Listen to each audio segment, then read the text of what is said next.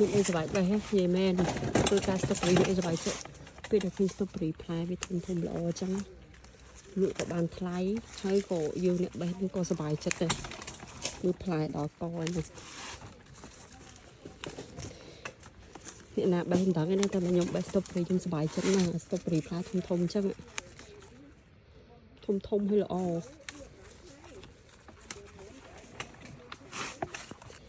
អីមិនក្តីសុកនេះអូយក្តីសុកនេះបេះដល់កហើយ